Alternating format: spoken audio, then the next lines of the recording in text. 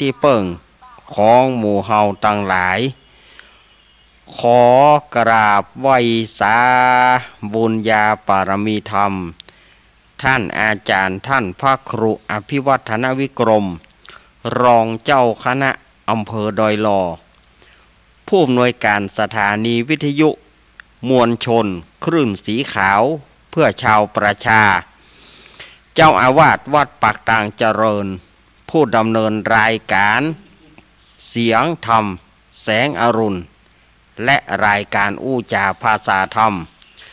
พร้อมไปด้วยท่านครูบาอาจารย์พระมหาเถระพระเถรานุเถระพระสังฆเจ้าขอกราบไหว้สาบุญญาปารมีธรรม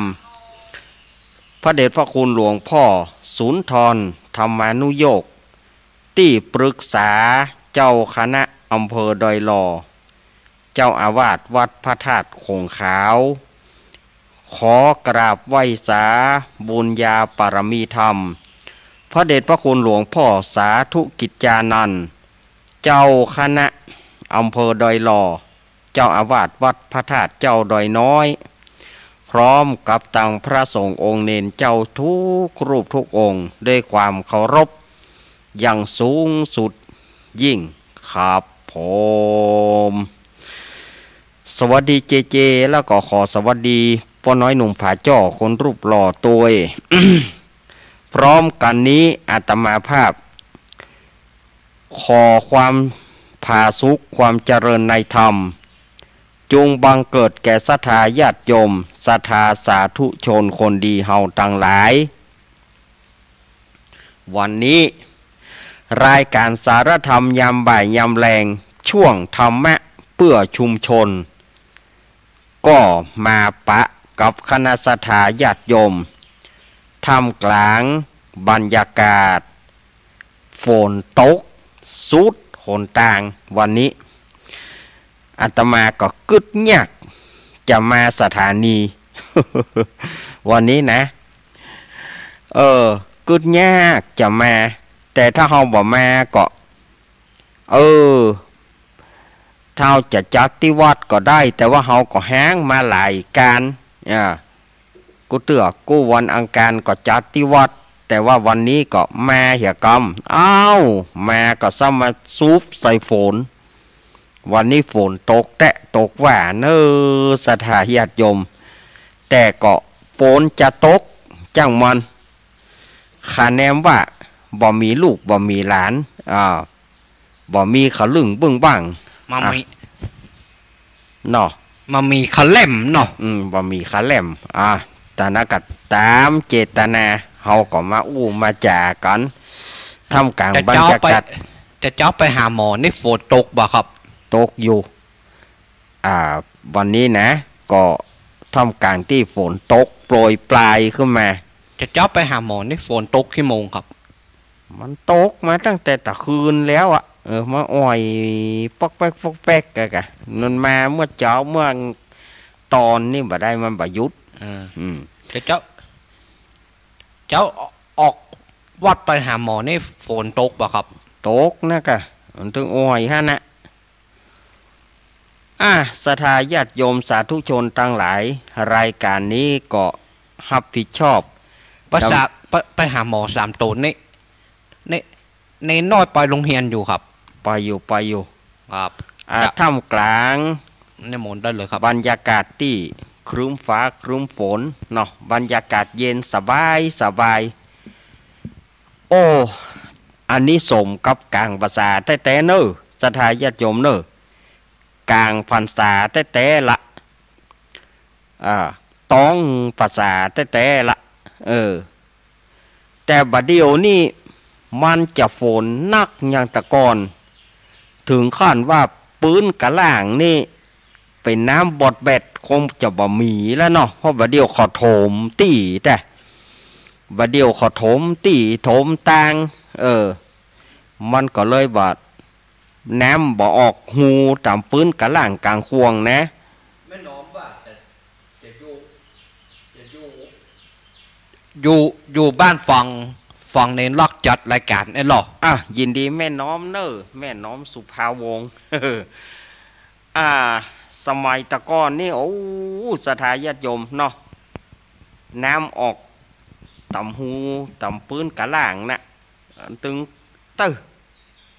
งัวก็มัดหั่นเนาะตผสมกันตึงแรงงัวถ้ายามนี้ขี้งัวเหี่ยวงัวอย่าบอกใครเชียว แต่สมัยก่อนมันก็ว่าเอาเรื่องกันงัวมันก็มีพับกุตี้ก็เลยบอกว่ากันขี้งัวเปิ่นเหี่ยวงัวตัวอย่างบาเดียวนี่ว่าได้โคนบาเดียวหัวหมอสถาญาติโยมเนาะโคนบาเดียวมันหัวหมออย่างน้อยอย่างน้อยก็บ่ได้อย่างน้อยก็ไปร้องอย่างน้อยก็ไปแจ้งสมัยตะก่อนนี่มันอยู่ด้วยกันขี้งัวเหี่ยวงัวก็บอกว่าอย่างกันแล้วมันก็เป็นอย่างหนึ่งมันก็สมัยก่อนมันก็อยู่ถ้อยทีถ้อยอาศัยกันยามบัดเดียวนี่มันจะเดือดร้อนกันขี้ริ้วขี้ติวบ่ฮู้เนาะอันนี้ก็ย้อนยุคไปรายการนี้ก็จะออกอากาศพร้อมกันหลายสถานีมีต้นว่าสถานีวิทยุคลื่นพระพุทธศาสนาการศึกษาและวัฒนธรรม 104.50 วัดไฟหินตำบลสุเทพอำเภอเมืองจังหวัดเชียงใหม่โดยเมตตาธรรมของท่านอาจารย์ท่านพระครูสมุวิสุวัฒน์วรกิจโจสถานีวิทยุวัดพระบาทอุดมน้ำบ่อซาวา 100.25 เมกะเฮิรตซ์อำเภอฝางจังหวัดเชียงใหม่โดยเมตตาธรรมของพระเดชพระคุณหลวงพ่อสุจิตตานุรักษ์ด็อกเตอร์ท่านอาจารย์จำเริญโชติธรรมโมสถานีวิทยุมนต์เสียงธรรม 106.25 เมกะเฮิรตซ์ตั้งอยู่วัดบุพารามตำบลจ้างครึ่งอำเภอแม่แจ่มจังหวัดเชียงใหม่โดยเมตตาธรรมของพระเดชพระคุณหลวงพ่อมงคลวิสิทธิ์แล้วก็ท่านปรัตน์อุทัยทั้งสองท่านสองอุทัยสถานีวิทยุแม่วางเรดิโออำเภอแม่วางจังหวัดเชียงใหม่สถานีวิทยุสีปันเงินอำเภอสันปะตองจังหวัดเชียงใหม่สถานีวิทยุบ้านแป้นเรดิโอบ้านแป้นอำเภอเมืองจังหวัดลำพูนสถานีวิทยุวิทยาลัยสงฆ์นครลำปาง 106.50 วัดปุญญาวาสวิหารโดยพ่อครูดร.จิรศักดิ์ปันลำอันนี้ก็รายชื่อรายนามของสถานีวิทยุต่างๆที่เปิ้นฮับตั้งแต่เวลานี้ไปต้นไปสู่เครื่องรับวิทยุของสถาญาติโยมมาปะก่อนวันนี้เป็นบ่ายของวันอังคารที่26สิงหาคมพุทธศักราช 2568 เดือน12เหนือเดือน10ใต้ออกมานี่3ค่ำวันนี้เป็นวันสบายเนอะวันนี้เป็นวันใจอย่าเลิกนะล้างมือท่าคอยกินล้างมือท่าคอยกินวันนี้ถือว่าเป็นวันที่สบายที่สุดสวยมือกับซุปสวยมือกับจำลาบจำลาบสวยมือกับจำลาบเนาะสถาญาติโยมวันนี้นะเดือน12ออกมาแล้วก่อนอย่างที่อาตมาว่านะกลางวาสาเต็มตัวละ เข้ากลางวาสาละวันนี้นะเดือน12ออกก่อนในช่วงนี้ศรัทธาญาติโยมบางพ่องเปิ้นก็จะเริ่มตานทำบางพ่องเปิ้นก็จะเริ่มตานสาหลักบางพ่องเปิ้นก็จะเริ่มตานสังตานต้นเงินเพื่ออุทิศบุญไปหาผู้วายชนเป็นเดือนกตัญญูเนอะป้าน้องว่าเดือนกตัญญู เพราะว่า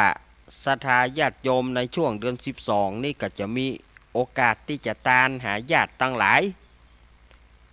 บางที่ปก็ตานทำตานมาลายโพดมหามูลนิปานเปตพีว่าไปเพราะว่าความเชื่อเปิ้นบอกว่าเปิ้นจะปล่อยญาติพี่น้องของเฮาเนี่ยเปิ้นจะปล่อยมาเพื่อเสาะหาญาติในเวลา1 เดือนถ้าถึง1 เดือนก็ไผมีบุญเปิ้นฮึกเปิ้นกินตาลนักก็จะได้ขึ้นสู่สวงสวรรค์ไผบ่มีบุญญาติพี่น้องบ่ตานบ่อย่างหายมบาลก็จะเอาเชือกเล็กโซ่เล็กอันเผาด้วยไฟแดงกองแข็งแล้วก็ลากไปอันนี้ไผ่ที่จะตานตั้งแต่ช่วงนี้ไปต้นไปก็ตานได้เรื่อยๆหรือว่าบางพ่องก็จะท่าไปเดือน12เปงก็ได้เนาะศรัทธาญาติโยมเมื่อมาปะกันแล้วโอ้ยโอ้อยู่เสียงแหบไปหน้าเสือใส่ โดนละอองฝนเนาะศรัทธาญาติโยมถ้ามันโดนละอองฝนเนี่ยมันจึงมีมันมีปัญหากับด้านของเสียงมันจะแหบเมื่อมาปะกันแล้วก็บ่เฮือได้กลาดเกลียวเสียเวลาก็จะได้โอกาสศรัทธาญาติโยมอาตมาก็จะได้ทำกิจกรรมยกวัดมาบ้านในช่วงเข้าพรรษาเพื่อให้ศรัทธาญาติโยมที่บ่ได้ไปวัดไปวาที่บ่มีโอกาสที่จะไปวัดไปวาหรือว่าไปวัดไปวาบ่ได้หรือว่าผู้ที่ติดตั้งติดเตียงอาตมาก็ยกวัดมาบ้านคือทำจำลองเหมือนกับศรัทธาญาติโยมมาที่วัดที่วาเนี่ยเหมือนกับสถานที่นี้เป็นวัดเป็นวาแล้วก็ศรัทธาญาติโยมก็มีโอกาสฟังน้ำฟังธรรมด้วยกันวันนี้ก็วันนี้ก็เจ้าภาพรวมกันเนอะวันนี้นะมาปืนก่อนบัดเดี๋ยวนี้บอกฮึมาเตื้อลุงอ้ายหนาวนี่หรอเดี๋ยวไปอุกขลุกอยู่ในตอมปุ๊ก่อนนี่หรอหนาวบ่สู้หนาวไปอุกขลุกก่อนนี่ในตอมหน้าหลังเนี่ยวันนี้ก็อาตมาภาพก็จะได้น้อมนำพระธรรมเทศนาปืนบ้านปืนเมืองในเรื่องสุพรหมโมฆะหมาเก้าหางมาเล่าให้ศรัทธาญาติโยมได้ฟังใกล้จะจบนักแกเหมือนกันเนอะศรัทธาญาติโยมเนาะวันนั้นเป็นภูกที่6กะหาอันนี้ก็จะเป็นภูกที่7แต่กันเนาะจริงมันมี10กว่าภูกกันนะวันนั้นเป็นภูกที่6แล้วนะอันนี้มันก็เข้าที่7ละวันนี้ก็จะได้เอาทำในเรื่องสุพรหมโมฆะหมาเก้าหางมาเล่าให้ศรัทธาญาติโยมได้ฟังกันเนาะวันนี้นะศรัทธาญาติโยมก็จะมีโอกาสได้ฟังน้ำฟังธรรมกันบางศีลก็ยาวบางศีลก็สั้น บางศีลก็ยาวบางศีลก็สั้นมันก็แล้วแต่ธรรมเนาะแล้วแต่ธรรมธรรมยาวเรื่องมันก็ดำเนินยาวก็โซนใต้บ่ได้ยินเตือโซนใต้ต้องไปวันอาทิตย์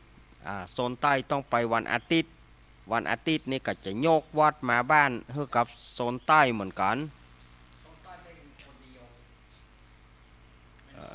นะเปิ้นนี่ทางโทรศัพท์ลูกถ้าเปิ้นพอทาง YouTube เปิ้นจะได้หันอันนี้ก็ศรัทธาญาติโยมวันนี้ก็เชียงใหม่ละปูนลำปางเนาะ มารวมกันนะวันนี้นะโซนเชียงใหม่ลำปูนลำปางรวมกันวันนี้โอ้วันนี้ก็บอกว่าสมองอาตมามืดตึ๊บไปเหมือนกันนะวันนี้นะบอกว่าเป็นอย่างตั้งแต่เจ้าแม่เนาะสมองมืดตึ๊บเหมือนกันนะกึดอันใดกึดอย่างบ่ให้ออกวันนี้ บ่ได้โดนยาก็แค่เจาะเลือดตานะวันนี้บ่จะได้ยาอย่างวันนี้ก็เปิ้นฮื้อพระสงฆ์สามเณรไปเปิ้นฮ้องว่าอย่างเปิ้นฮ้องว่าพระสงฆ์สามเณรไปกวดสุขภาพร่างกายที่โรงพยาบาลวันนี้อาตมาก็ไป6 โมงปลายเพื่อจะได้ปิกมาก็เกือบ10 โมงแล้วศรัทธาญาติโยมวันนี้นะไปกวดสุขภาพร่างกายโอ้ก็มีหลายอย่างเนอะกวดหยังทีแรกก็เจาะเลือดเนาะซักประวัติเจาะเลือด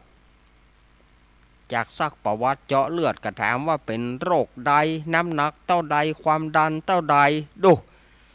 โอ้กว่าหมอจะมาพอจะ8 โมงกว่าจะได้กำโตน ป่านปอกักเข้ากักน้ำเฮาน้ำก็บ่ได้กินยากกินน้ำก็ขยาก โอ้มันตึงบอกเป็นมิดนะถ้าว่าวันที่เปิ้นกักเปิ้นจะเจาะเลือดนี่นะมันเป็นกรรมเป็นเวรเนี่ยอย่างหุของเฮากักน้ำเฮาจัดก่อนเฮาถ้าไปกักน้ำสัตว์เฮาถ้าจะเลี้ยงสัตว์เลี้ยงสิ่งเฮาถ้าอยากกักน้ำเปิ้น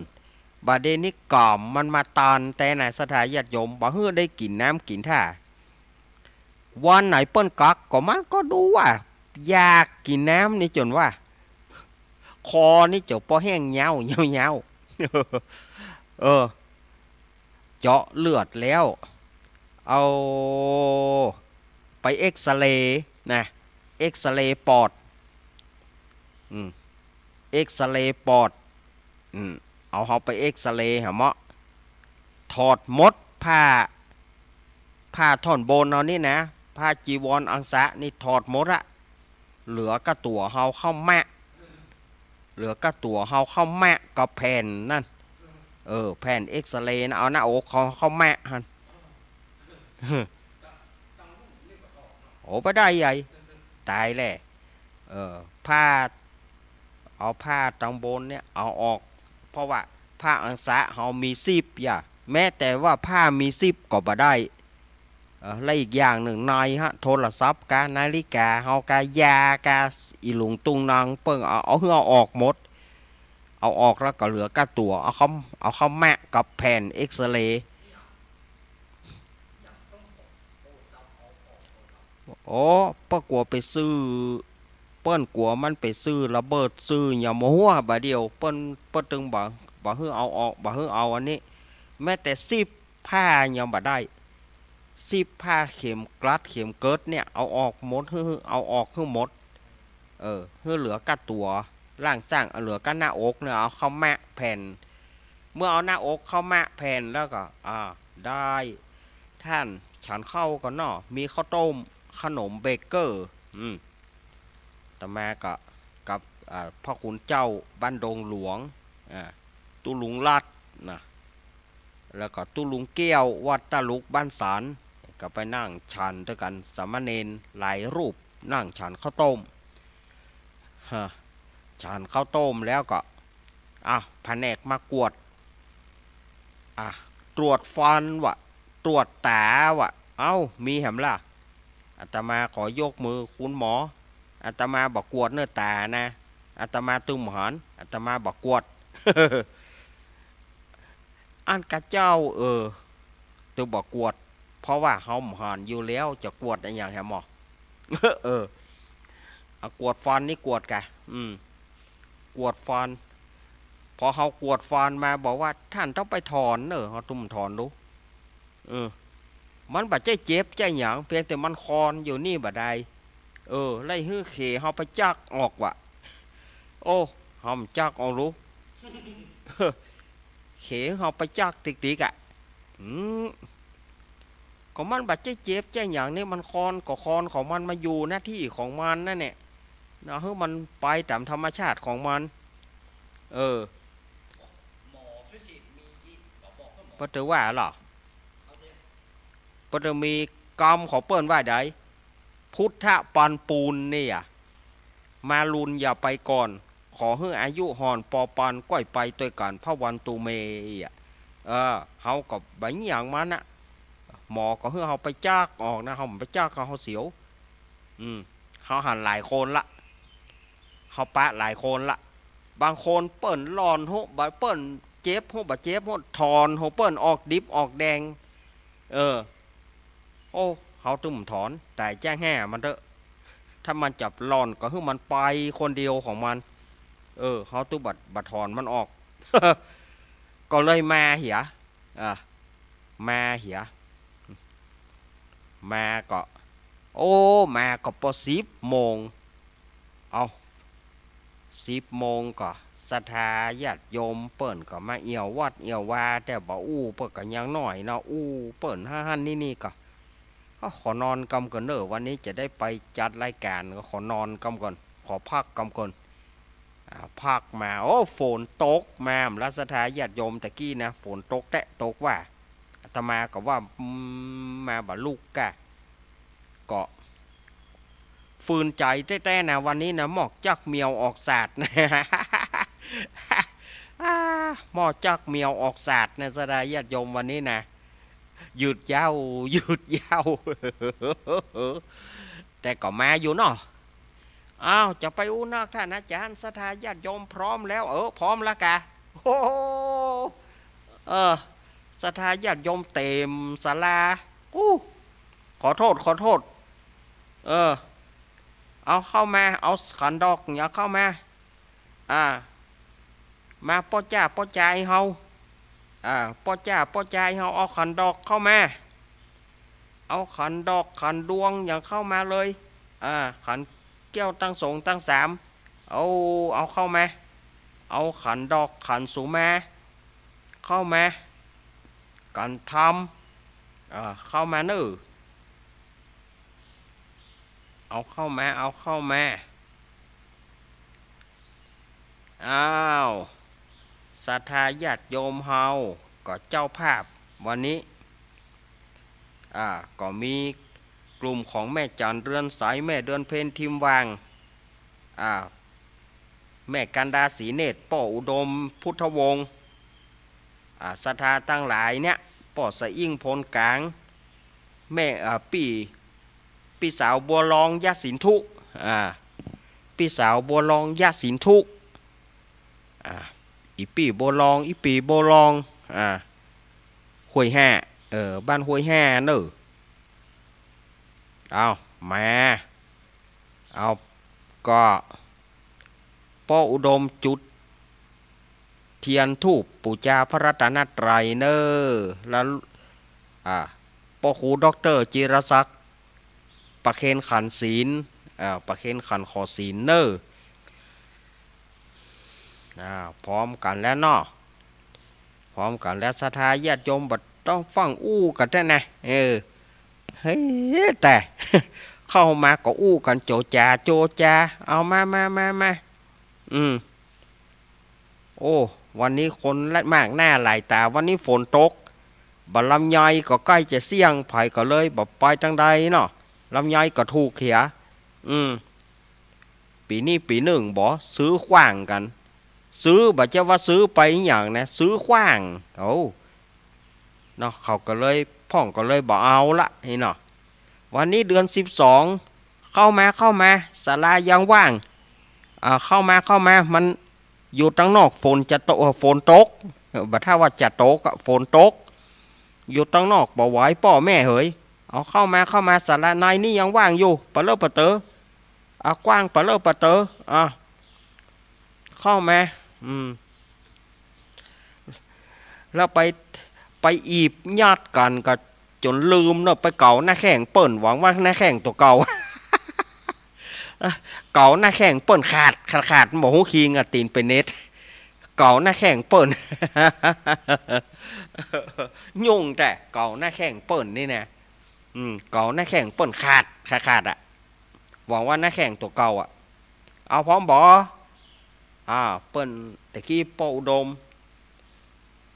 จุดเทียนตูบปูชาพระรัตนตรัยจุดทูบเทียนเนาะจุดทูบเทียนปูชาพระรัตนตรัยป่อครูจิรศักดิ์ประเคนขันศีลแล้วเอาอุ้ยนานท้าปูจานนุ่มเหลือน้อยอุ้ยนานท้านี่นะนุ่มเหลือน้อยไปติ๊กอะเหี่ยวไปติ๊กอะหลังกองเคาะเยอะหอยังไม้หดหอยังไม้งอ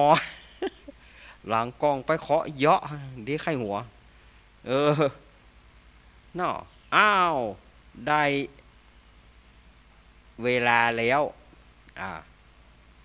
ได้เวลาแล้วเน้อกราบพระพร้อมก่อนเน้อกราบหนึ่งกราบสองกราบสามอิมินาสการเรนะพุทธังปูเจมิอิมินาสการเรนะธัมมังปูเจมิอิมินาสการเรนะสังฆังปูเจมิอรหังสัมมาสัมพุทโธภะคะวาพุทธังภะคะวันตังอภิวาเทมิกราบสวากขาโตภะคะวะตาธัมโมธัมมังนะมัสสามิกราบสุปฏิปันโนภะคะวะโตสาวกสังโฆสังฆังนะมามิกราบอุ้ยอินเปิ่นว่าอุ้ยกะหาลูกแม่สาบสะเมิงมาก็มาเผียวจ้าหน่อยฝนก็ตกเอามาอุ้ยมาเอาใส่ขันดอกใส่ขันดอกใส่ขันดอกเปิ้นเอาดอกมาโตยอุ้ยอินอุ้ยอินใส่ขันดอกแล้วก็อุ้ยอินใส่ขันดอกแล้วกันขอพ่อครูจิรศักดิ์กำพ่อครูจิรศักดิ์ไปเอาให้อุ้ยอินไปเอาเปิ้นจะใส่กันเตดสามเณรเอาขานห้อน ขอนิมนต์สามเณรเอาขานห้อนไปศรัทธาญาติโยมที่มายากที่จะใส่กันทำเนอะสามเณรห้อนบิน อย่าไปสายดังกะสายไม่อย่างดังก็ขโลกเนี่ยมันลักไล่หู สามเณรบินมาไผ่ที่จะใส่ญาติโยมจะจอมคนละบาท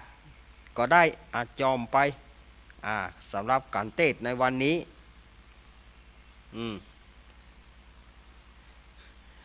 บัจจัยการตอดถ้าการตอดนี่พวกบัจจัยหื้อไผ่หูมันบัจจัยการตอดเนาะ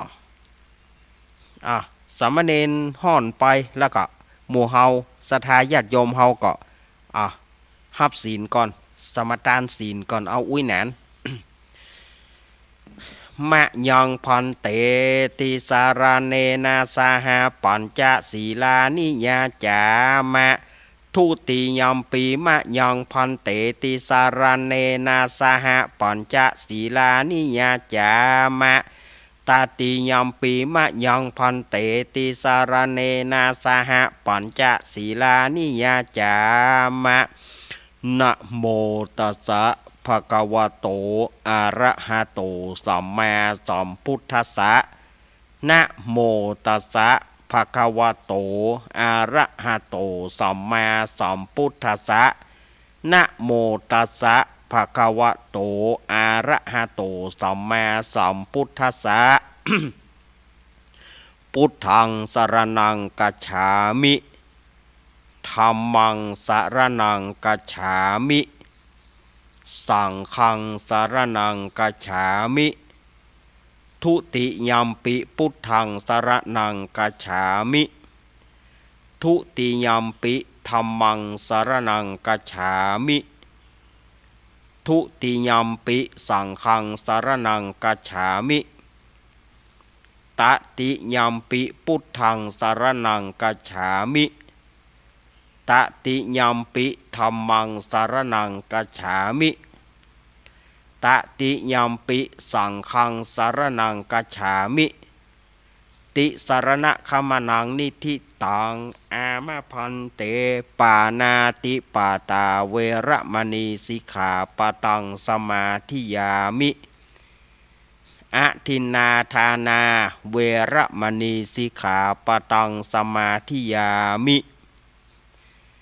กาเมสุมิจฉาจาราเวระมณีสิกขาปะตังสมาธิยามิมุสาวาตาเวระมณีสิกขาปะตังสมาธิยามิสุราเมรยะมัชฌะปมาทัฏฐานา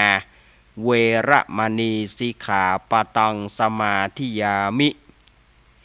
อิมานิปัญจสิกขาปทานิสีเลนะสุขติงยันติสีเลนะโภคสัมปทาสีเลนะนิพุติงยันติตัสสมาสีลังวิโสทะเยสาธุสาธุสาธุอ้าวก็ขอเชิญป้าอุดมพุทธวงศ์ได้จุดเทียนส่องธรรมลำดับต่อไปจุดเทียนส่องธรรมเนอะสำหรับศรัทธาญาติโยมที่จะตามทูปเพื่อปูชาธรรมเอาไปตั้งนอกเนอะเอาไปตามตั้งนอกปุ่นก็เดี๋ยวควรมันจะอุ้มขึ้นมาบนธรรมะ ควรมันจะอุ้มขึ้นมาเอาก็พอดีว่าเนนห่อนเนนก็เอาการทำไปห่อนนะเอาขานเข้าไปห่อน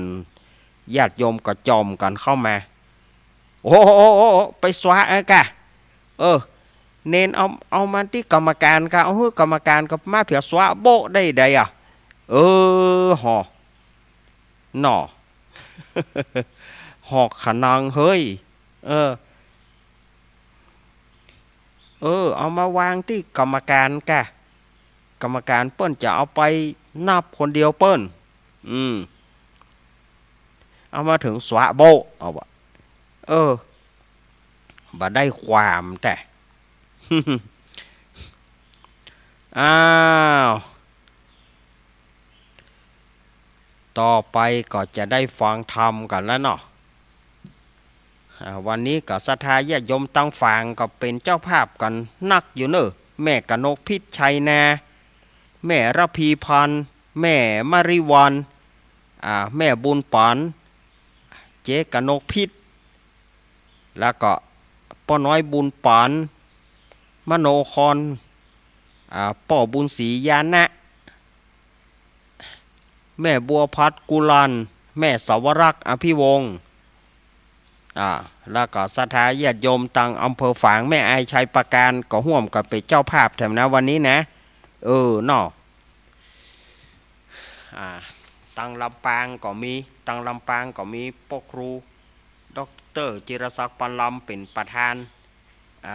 ห่วมเป็นเจ้าภาพคนละเล็กคนละน้อย เอาต่อไปก็ฟังธรรมกันเนาะเอาป้ออาจารย์นิปานังเยกะลาละมังเยกะสยังปันทิโตตังโนมากังอุทิสิตุงธรรมัง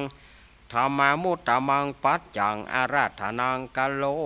มะนะโมตัสสะภะคะวะโตอะระหะโต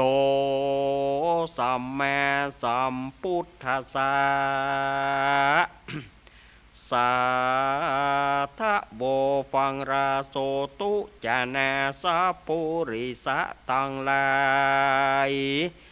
ตั้งยิ่งใจน้อยใหญ่อันมีใจมักไฟไข่ไปรอดเวียงแก้วยอดเนรปา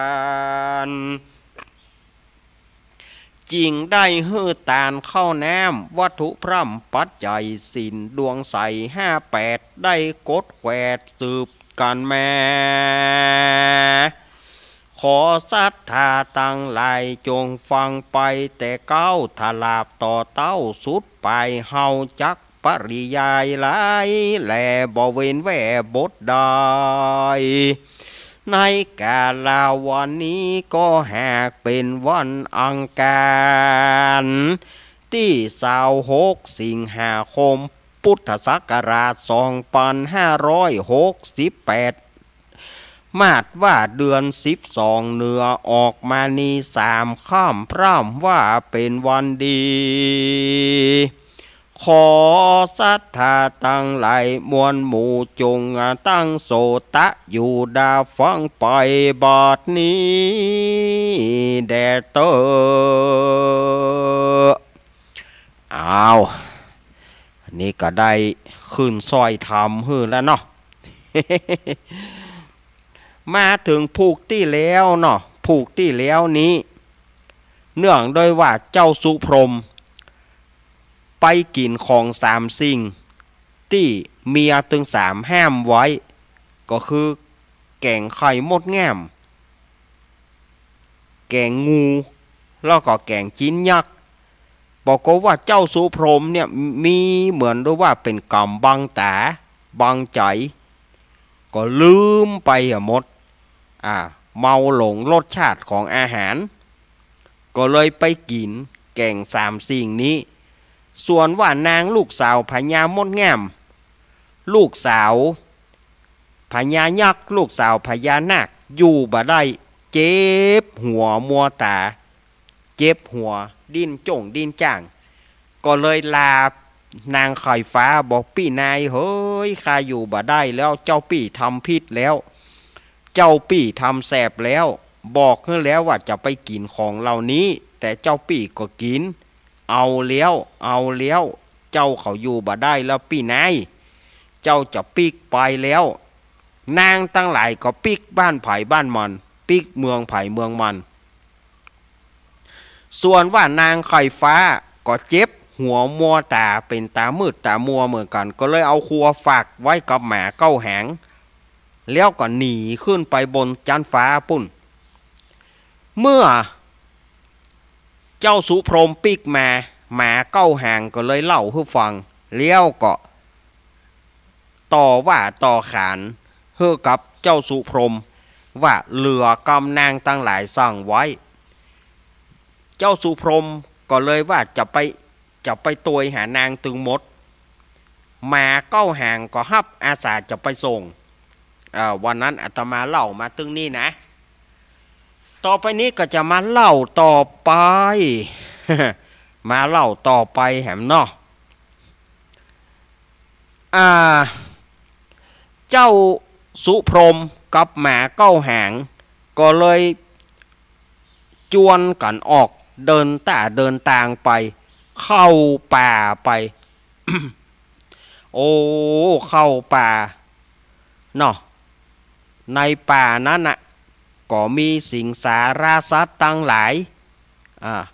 มีตึงต้นไม้ผลไม้มีตึงสัตว์ใหญ่สัตว์น้อย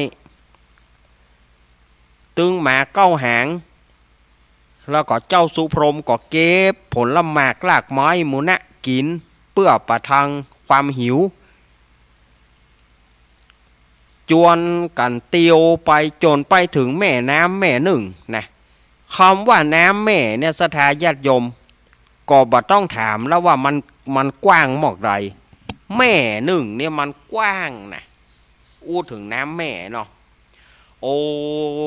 เจ้าสุพรหมก็บอกว่าต่างที่จะข้ามน้ำไปหานางตั้งหลายเนี่ยคำหนึ่งคำนวณแล้วมันจะต้องข้ามน้ำไป9 แม่กันโอ้โหมันจะต้องข้ามน้ำไป9 แม่ก่อนจะเนี่ยจะได้ดีเนี่ยปีหมา ยามนั้นหมาเก้าหางก็บอกว่าบ่เป็นหยังเจ้านาย จะข้ามน้ำกี่แม่ก็ได้คะแนนว่านายเกาะหางข้าเกาะหางข้าจะปาไปข้ามฝั่งแถมฝั่งหนึ่งของแม่น้ำข้าจะปาไปให้ได้นี่หรอพอถึงแม่น้ำเจ้าสุพรหมก็เกาะหางหมาก็ปาไป หมามันมีเก้าหางก็เนาะหมาก็ปาไปพอข้ามฝั่งพอป้นข้ามน้ำแม่ได้ปกว่าเลือดหางของหมานี่นะออกมาพี่หมาเลือดพี่หมาออกเก้าหางงั้นน่ะหางหลุดไปหางหนึ่ง หางหลุดไปหางหนึ่งโอ้เจ้าไหนบ่ต้องสอรี่อดมันบ่ต้องสอรี่อดมันหางข้ายังมีแหม8อยู่ไปแถมปลากันลัดดงไปถึงแม่น้ำแถมแม่หนึ่ง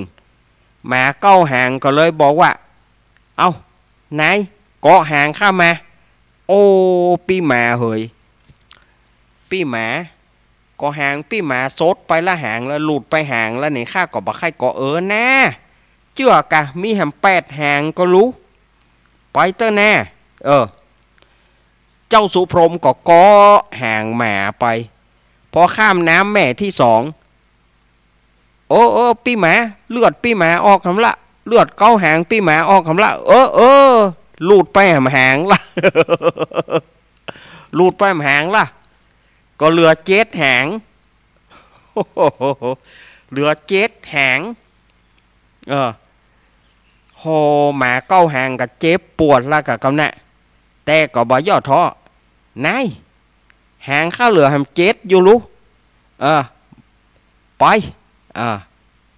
เมื่อข้ามน้ำแม่ไหนก็เสี่ยงหางเมื่อข้ามน้ำปนแม่ก็เสี่ยงหางหนึ่งเมื่อข้ามน้ำปนแม่หนึ่งก็เสี่ยงหางหนึ่งจนเสี่ยงเก้าแม่จนข้ามน้ำไปได้เก้าแม่เมื่อข้ามน้ำไปได้เก้าแม่หางตึงเก้านั้นมีสักหางละหมานะหางหมานะจากหมาเก้าหางเป็นหมาหางกุดก็กุดกันเนาะหางมันหลุดไปหมดเหลือก็จะรุ่นอุ่นน่ะหมาเก้าหางก็บอกว่าโอ้นายเฮ้ยข้าข้ามน้ำมาเก้าแม่หางข้าสดออกหมดถึงเก้าหางข้าอยู่บ่ได้แล้วเนอะนายจ๋าลาก่อนว่าแล้วหมาเก้าหางก็ตายทันทีทันใดสทายาติโยมทีนี้ก็เจ้าสุพรหมพี่หมาเซียวเฮ้ยเซียวอย่ามาตายละข้าเอาหนอโอ้ยตายละจะปีคืนก็บ่ได้แล้วข้าตึงบ่หูตีหูทางละอาศัยเซียวเนี่ยข้าอาศัยเซียวเนี่ยปลาข้าข้ามน้ำมาเก้าแม่แล้วเซียวซะมาตายเหียก็เลยเอายาวิเศษที่งูเอาหื้อนั่นนะเอามาใส่ปากมาก็บ่คืนโอ้แสดงว่ามันเสี่ยงกล่อมมันเนาะมาเก้าหางนี่นะมันเสี่ยงกล่อมมันทีนี้ฝ่ายว่าเจ้าสุพรหมก็เซียวเฮ้ยเซียวมาตายเนี่ยยังถ้าข้าตายยังจะดีกว่าข้าเนี่ยถูกเจ้าเหนือหัวข้ามขาลาวีเนี่ยยังเซียวต้องมาตายเนี่ยยังบ่เป็นข้าตายเมื่อใดข้าจะบ่เสียใจสักหน่อยอันนี้เซียวเนี่ยมาตายเซียวเป็นเปื้อนที่ฮักที่เกิดมาพร้อมกันกับข้าเป็นลูกกำพร้าเหมือนข้าเซียวต้องมา เอาชีวิตมาขว้างก็เพื่อข้าเซียวเฮ้ยมันเป็นกรรมอย่างน้อมันเป็นกรรมอันอย่างของข้าเกิดมาแม่ก็ตายละพ่อก็ตายละ มีเมียเจ้าพญาก็ข้ามแต่เนอโอ้ยน้อ บาดเดียวนี่เปื่อนซ้ำมาตายแถมเก้าห่างเฮ้ยคืนแม่วะเจ้าสุพรหมนี่นะปริเวทนาเก้าห่างเฮ้ยคืนมาเตอไอเปื่อนเฮ้ยไอเปื่อนยากไอเปื่อนตุกคืนแม่มันถ้าจะเสี่ยงกรรมของมันน่ะมาเก้าห่างนี่นะมันบ่สามารถจะคืนมาได้ไอเซียวเฮ้ยเฮาเป็นเปื่อนตุกเปื่อนยากกับก่อนแม่นี่นะแย่หยังเซียวต้องมาตายอย่างอีเซียวบ่ฮักฆ่ากาเซียวตายละฆ่าวะก็หางมันหลุดไปหมดอ่ะเนาะ หางมันหลุดไปหมดมันจะไปอยู่ได้อย่าใดเนาะหางมันหลุดไปหมดแล้วนี่มันจะไปอยู่ได้อย่าใดมันก็ไปหมดอะกะหางมันหลุดหมดอ่ะโอ้อันนี้จาสังขารเฮ้ยดูแต่เปื่อนข้ากะไปตัวก่อนมาข้ามน้ำมาตัวก่อนมาบัดเดี๋ยวนี้มาตายละข้าเอ้ยเทวบุตรเทวดาตนได้จะช่วยข้าพ่องหาเทวบุตรเทวดาตนได้มาช่วยเฮือเก้าห่างมาแห่งข้าคืนมาเตอะเจ้าสุพรหมเนี่ยก็ให้นะให้ทุกขเวทเวทนานะให้ถึงบอกไปไหนเฝ้าก้าหมาเก้าหางนั่นนะเฝ้าก้าหมาสุดอันเป็นเปื่อนหักเปื่อนไข่เนี่ยสถาญาติโยมเฮ้ยคำว่าเปื่อนเต้นี่เนาะมันเป็นเปื่อนที่ห่วมสาบานห่วมกันมานี่นะมันละกันบ่ได้นะถ้าเป็นเปื่อนไปฟูงกันเต้นะเหมือนว่าหมาเก้าหางกับเจ้าสุพรหมเนี่ยเป็นเปื่อนตุกเปื่อนยากกันเกิดวันเดียวกันแล้วก็เกิดเวลาเดียวกันพอได้7 วันแม่ของเจ้าสุพรหมกับแม่หมาเก้าหางเนี่ยก็มาตายในวันเดียวกัน พ่อตุ๊กตาก็ต้องทนเลี้ยงลูกตึงลูกเปิ้นลูกหมาตึงลูกตัวเก่าลูกหมาเนี่ยบัดเดียวมันเกิดมาห่วมกันเจ้าตายไปเห็นแล้วข้าจะอยู่ตัวไผ่ข้าจะโดดลงน้ำตายให้มันเลี้ยวมันหลอดเถียดีกะเกิดไปเกิดมาก็นางตั้งหลายก็หนีไปก็เปื่อข้าจะไปสารภาพผิดกับนางตั้งหลายแต่ว่าข้าจะไปได้อย่างใดเล่าเมื่อบ่มีเจ้าแล้วมาเฮยเปื่อนเฮยเมื่อบ่มีเจ้าแล้วข้าจะไปอย่างใดบัดนี้ข้าหมดหนทางที่จะไปแล้วข้าไปนั่นอย่างใดก็บ่ได้แล้วข้าจะเงี้ยอย่างใดไอ้เปื่อนสมาตายละข้าเหียเปื่อนตุกเปื่อนยากเฮ้ยเปื่อนตุกเปื่อนยากเฮ้ยเจ้าสุพรหมนี่นะให้หุยกลางป่าพวกนะเพราะว่าหมาเก้าหางมาตายโลได้จัดหลายวันน่ะสถาญาติโยมได้หลายวันมาปรากฏว่าหมามันก็เน่าเนาะ เมื่อหมามันเน่าเจ้าสุพรหมก็ดึงบ่ไปทางใดเฝ้าให้อยู่ตลอดเวลาเฝ้าให้อยู่ตลอดเวลาบ่ยอมไปไหนยามนั้นก็มีแมงงนหัวเขียวหมู่หนึ่งแมงวันหัวเขียวนะแมงงนหัวเขียวนี่นะแมงงนหัวเขียวหมู่หนึ่งมันได้กินหมาเนาะมันได้กินหมามากับบินหึ่งมามันให้เหลือเพิ่งกันเนาะ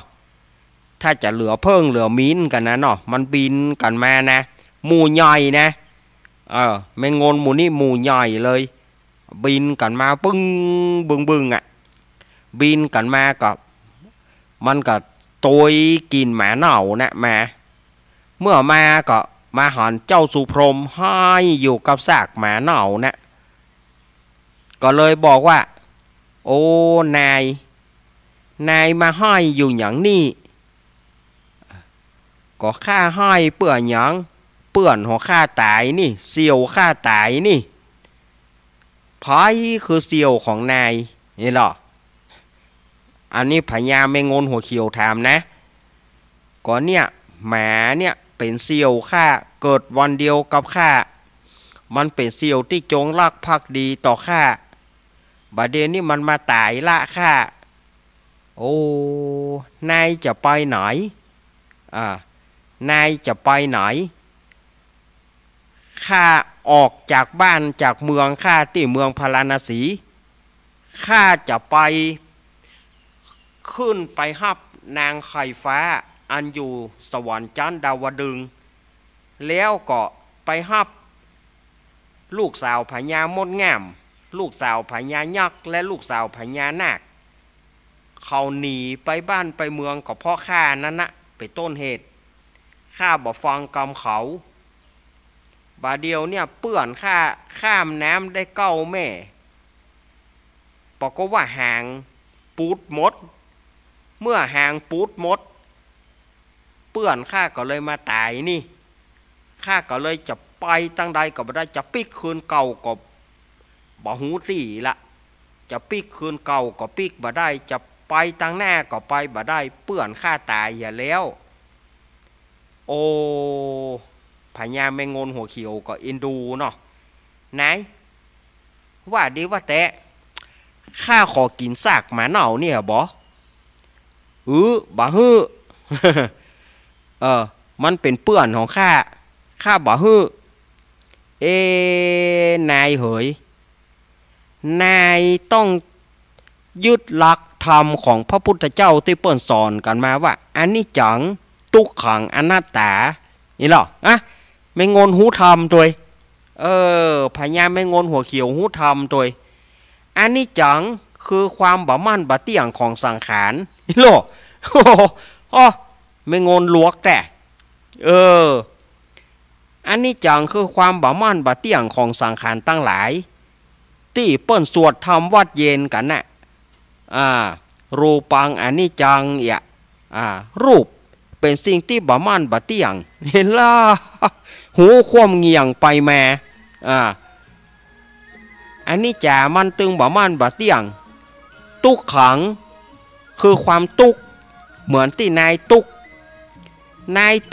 ตึงกายทุกตึงใจเพราะว่ามาตายนายก็เกิดความทุกข์แม่นก่อแม่นนายเกิดความทุกข์นายจะให้จนน้ำตาเป็นเลือดจนมานี่เน่าแล้วเน่าแถมจนมันแห้งตักหยัก จนว่ามันแห้งตักหยักมันก็บ่สามารถจะคืนมาได้นายเหยหมามันตึงบ่คืนแล้วข้าเขาขอกินเนี่ยเตอะเจ้าสุพรหมก็ยังบ่ฮื้อเตื้อบอกว่าบ่ฮื้อบ่ฮื้อเพราะมันไปเปื้อนของข้าเอาอย่างอี้ดีกว่าไปถ้าว่ายอมให้ข้ากินหมาเน่านี้แล้วนายจะไปไหนข้าจะพาไปนายจะไปไหนข้าจะพาไปโอเคล่ะไม่งนเนี่ยหูเพียงอังกฤษป่ะนะโอเค ล่ะส่วนว่าเจ้าสุพรหมจะอนุญาตให้แมงงนหัวเขียวกินหมาหรือไม่เฮาก็มาต่อกันผูกหน้าเนาะเฮามาต่อกันวันอังคารหน้าเนาะเพราะเวลามันหมดทำมันก็จบพอดี อุ้ยทำมันก็จบพอดีเลยสดายญาติโยมจับเบะเหมือนเตะไว้เมื่อทำจบแล้วอาตมาก็ได้เวลาที่จะพักอาตมาก็จะพักแค่กรรมเตียวไปตำนี้ยืดแข้งยืดขาแค่กรรมก็เดี๋ยวก็ปะกันแต่ไม่เนอก็เดี๋ยวก็ปะ กันในรอบที่สองก็เดียวก็สถาญาติโยมไปพักก่อนเนอะสถาญาติโยมที่มาฟังธรรมกันวันนี้เอาอนุญาตปล่อยแถวไปพักก่อนไปพักก่อนไปเข้าห้องน้ำห้องท่าอย่างให้เรียบร้อยก่อนแล้วก็ก้อยปีกมากิจกรรมเฮายังบ่เสี่ยงเตอเนอกิจกรรมเฮาเสี่ยงเตอก็เดี๋ยวก้อยปะกันในช่วงที่สองเนอเจริญพรนิธิตังขีญาสังวะนาวิเศษจาห้องเหตุธรรมเตสนาสุพรหมโมฆะหมาเก้าหางก็บังกรมโสมเรศเดช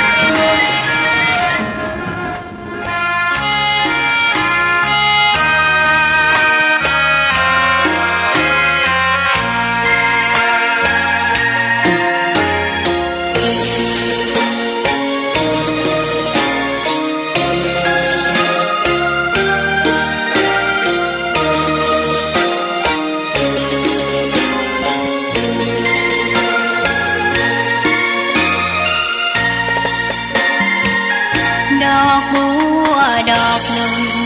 ตึงใจไว้เพื่อบูชาแด่องค์พุทธเจ้ามีความงามเงียบไม่เปรียบเทียบเขาเทียบเรา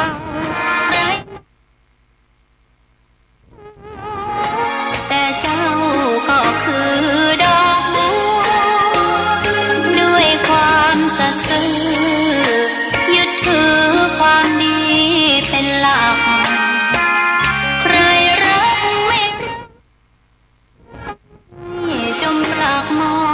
งเมื่อโผล่พ้นหน้า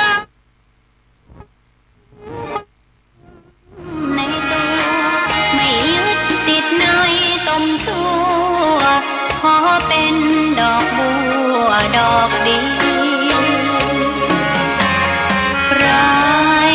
ไม่มองว่าบัวงามเด่นแต่บัวก็ดอกบัวอย่างนี้ไม่อยากเด่นดังเด่นดีเกิดมาเพื่อสร้างบารมีถวายชีพนี้บูชาดอกบัวดอกน้อยเฝ้าคอยคนที่ใจบุญมาออบเอื้อรู้ค่าบุญเก็บบัวขึ้นมาเพื่อสร้างความดีและสร้างใช้ดอกบัวนี้บูชาพระสัมมาสัมพุทธองค์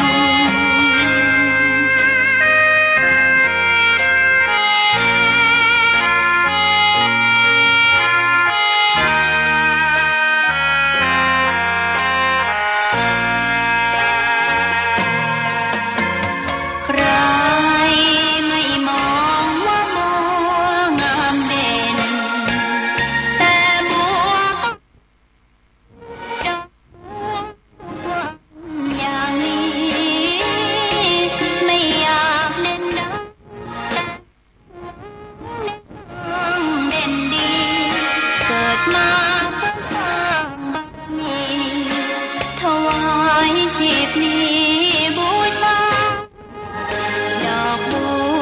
อกน้อยเฝ้าคอยคนที่ใจบุญมาโอบเอื้อรู้ค่าบุญเก็บบัวขึ้นมาเพื่อสร้างความดีและสร้าง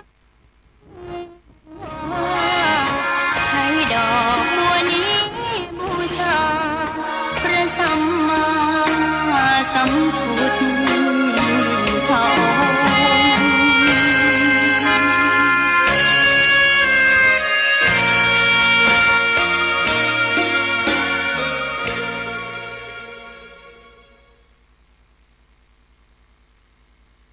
แอวเหนือเฮาพักที่นี่บ่รีสอร์ทนี้ดีค่ะ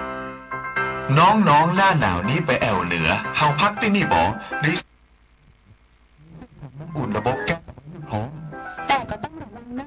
เครื่องทำน้ำอุ่นระบบแก๊สมีคนตายเพิ่มโอกาสเปิดเครื่องทำน้ำอุ่นระบบแก๊สในห้องน้ำถ้าบ่มีพัดลมดูดอากาศการหมุนเวียนของออกซิเจนมันจะดีได้จะใดในเมื่อการเผาไหม้บ่สมบูรณ์ก็เกิดการสะสมแก๊สคาร์บอนมอนอกไซด์สูดดมเข้าไปมันจะไปจับกับเม็ดเลือดแดงและทำให้เม็ดเลือดแดงจับกับออกซิเจนได้น้อยลงเมื่อออกซิเจนเข้าบ่ถึงปอดก็จะย่าให้คลื่นไส้เมาหัวหายใจยากจนถึงขั้นเป็นลมแล้วก็ตายได้โดยเฉพาะคนที่มีโรคประจำตัวเช่นโรคหัวใจโรคเลือดจางหอบหืดถุงลมโป่งพองโรคความดันโลหิตสูงซึ่งจะมีโอกาสสูงกว่าคนอื่นน่ากลัวขนาดเนาะมันก็บ่ถึงขนาดนั้นถ้าหาหูวิธีคือถ้าอาบน้ำด้วยเครื่องทำน้ำอุ่นระบบแก๊สบอดี้อาบเกิน10 นาทีจะต้องเปิดพัดลมระบายอากาศหรือให้อากาศถ่ายเทได้ดีอันนี้ก็จะช่วยได้นักถ้าหมู่เฮาแค่หูข้อมูลเพิ่มเติมโทรสอบถามได้ที่กลุ่มสื่อสารความเสี่ยงและพัฒนาพฤติกรรมสุขภาพสำนักงานป้องกันควบคุมโรคที่1เชียงใหม่053-140-774-6หรือสายด่วน1422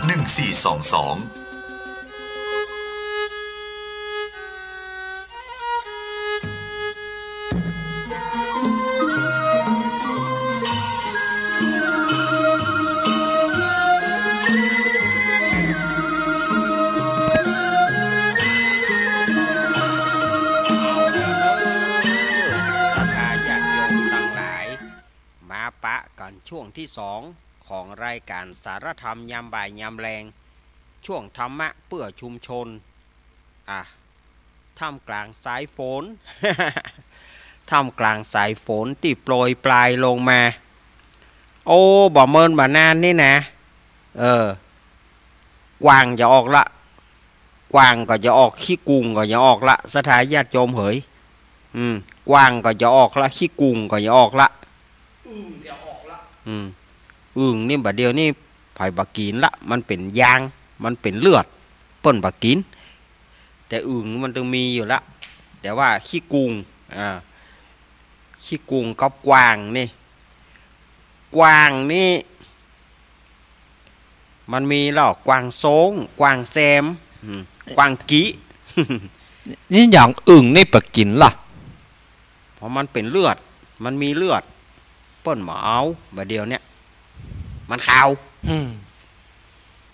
มันเหม็นขาวมันเป็นเลือดฝนตกอีมันกินไปได้กะครับได้หน้านี้ถ้ายามบัดเดียวมันเป็นเลือดนะโอ้ย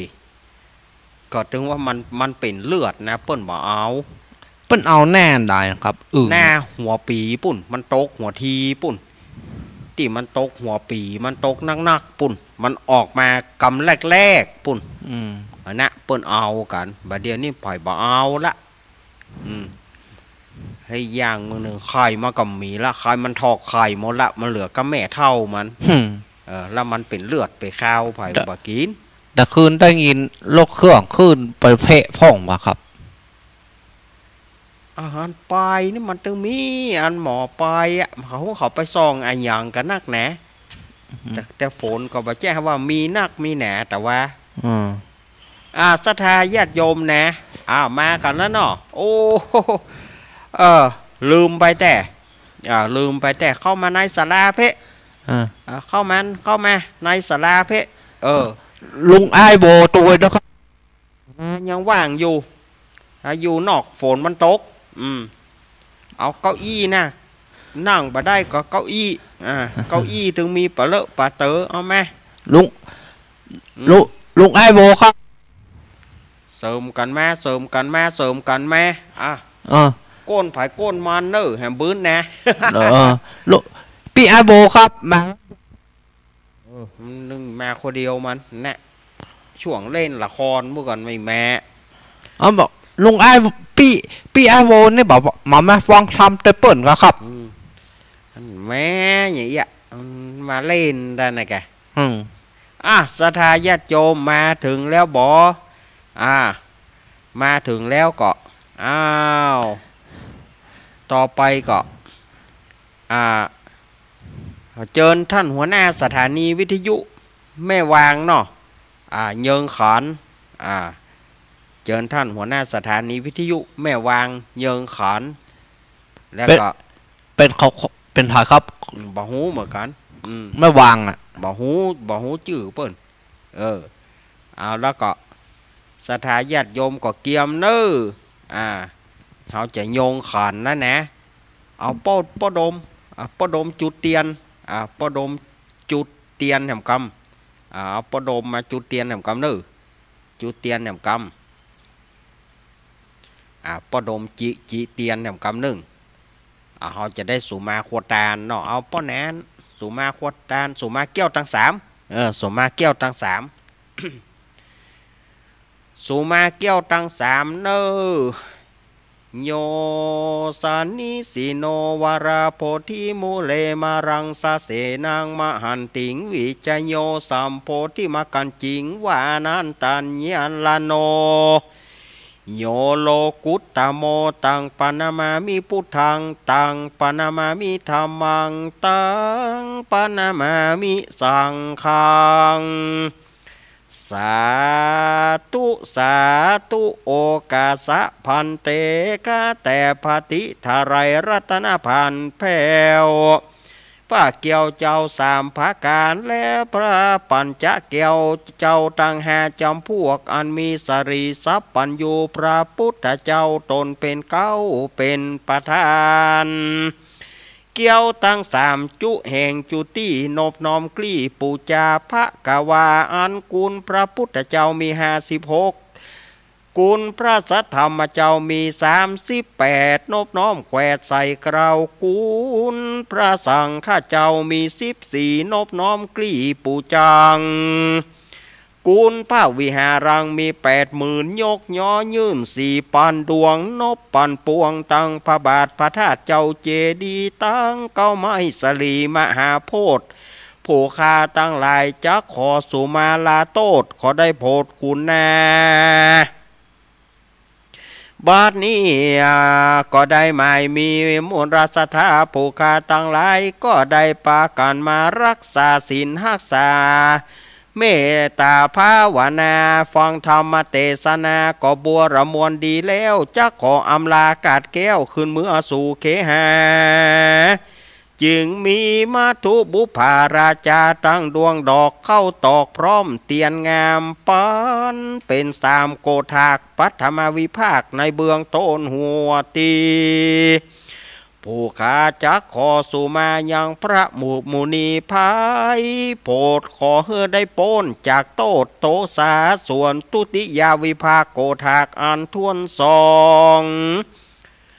ผู้ข้าตั้งหลายได้ปองแต่งไว้เพื่อยกยื่นให้ทุนตำเพื่อจักมาขอสุมายังพระธรรมหอมหื่นอันใด84,000ปันพระธรรมคารส่วนนาตาติยาการวิภาคโกธากอันทวน3ผู้ข้าจักขอสุมายังพระสังฆผู้มีศีลวิริยงามบ่เศร้าคือพระสังฆเจ้าแมกมีมวลปางเตื้อผู้ข้าตั้งหลายได้พิษพวนโดยกายวจีมโนมินสันมีใจบ่เที่ยงมันกึดสอดดันผิดไปได้ลงไหลบ่ตันได้สังเกตได้ละเมิดยามเดียวยามเมื่อนั่งยืนนอนเตียวคู่เหยียดกลัวว่ามันจะผิดระเบียบกองธรรมหลอนได้รูปกรรมบีบนวด ยามเมื่อได้เจ็บปวดกายาเกสาโลมาลวะหล่นได้กล่าวกำปากโป้นเสียงดังหลอนว่าผิดผวนโดยวาจีกำปากได้เก่ากำหยาบจ้าเหลียวไหลบางเตื้อได้จามอ้อยโคโคขากบ้วนน้ำมาขากน้ำลายได้ยายกได้ข้ามกายยกย่ำขึ้นที่ต่ำและเตียวที่สูงด้วยอิริยปถะตั้งสี่อันบ่หูแจ้งที่เหลือประมาณภาการนึ่งหลอนว่าปูคาตั้งหลายได้นั่งยืนนอนเตียวเหนือพระวิหารศาลาและห่วงเกี่ยวบ่ตันได้เพียวกวาดแล้วลวดลานีก็กลัวจักบ่ดีไปนาปูคาก็จะขอสู่มาบางเตื้อได้มีใจอะไรหาปังปาดมีใจกึดเติงหาคารวาสเคหาหลอนได้กล่าวกำมาอู้จ่าฟู่จ่าอู้อวนกำเล่นม่วนกวนทำก็กลัวว่าจักเป็นวจีกรรมกำปากแต่ดีลี บางเตื้อได้สูบบุหรี่อมเมียงหมากได้ถมน้ำลายบากตำลงในเขตโคงอันวิเศษก็นับว่าเป็นเหตุปะมาตาหลอนได้กล่าวกำมุสาไหวเล่นใจตื่นเต้นกลางประชุมชนยามเมื่อกระทำบุญกุศลบุญใหญ่กายะวจีมโนไปบตานหอมร้อนมีจิตใจจรแตกตื่นได้เอาเรื่องอื่นๆมาอู้กันเสียงมีนานก้าแก่นบถูกแม่นกองทำก็ขออย่าได้เป็นโตสนากรรมโตดใหญ่ไปไขว่คว้างมากาตางนิวรวางโตดตองขอกับไก่เป็นแห่งห้องอาโหสิกรรมขออย่าเฮอเป็นนิวรณธรรมกรรมอันจักเป็นบาปอันจักห้ามลาบคืนสู่จันฟ้าและอมตะมหาเนรปานแก่ผู้ข้าตั้งหลายจักขอสู่มายังพระพุทธพระธรรมพระสงฆ์ข้าเจ้าผู้ข้าตั้งหลายนั้นเล่าตั้งหนุ่มและเท่าขอกลมเกากาบสู่มานั้นจุงจักมีเตี้ยงแต่ดีลีกายะกัมมังวจีกัมมังมโนกัมมังสันจิจโตสังอาสันจิจโตสังอาติตะโตสังปัจจุปนโตสังอนาคตโตสังสัพพังโตสังฆามันตุโน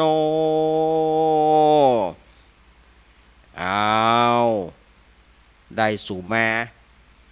เกี่ยวตังสามบ่ฮื้อได้เป็นบาปเป็นกรรมได้กินก่อนตานลุนบ่ได้บิดปุ่นเป็นส่วนตีนมือด่วนยุบเอา ต่อไปก็จะกล่าวกำถวายเนื้อกล่าวต่อไปก็จะได้กล่าวกำถวายเนื้อตั้งนะโมพร้อมกันเนื้อนะโมตัสสะภะคะวะโตอะระหะโตสัมมาสัมพุทธัสสะนะโมตัสสะภะคะวะโตอะระหะโตสัมมาสัมพุทธัสสะนะโมตัสสะภะคะวะโตอะระหะโตสัมมาสัมพุทธัสสะอิมานิมะยังพันเตกัปปิยะพันดานิสาปาริวารานิภิกขุสังฆสะ โอโนจยามะสาธุโนพันเตภิกขุสังโฆอิมานิกัปปิยะพันดานิ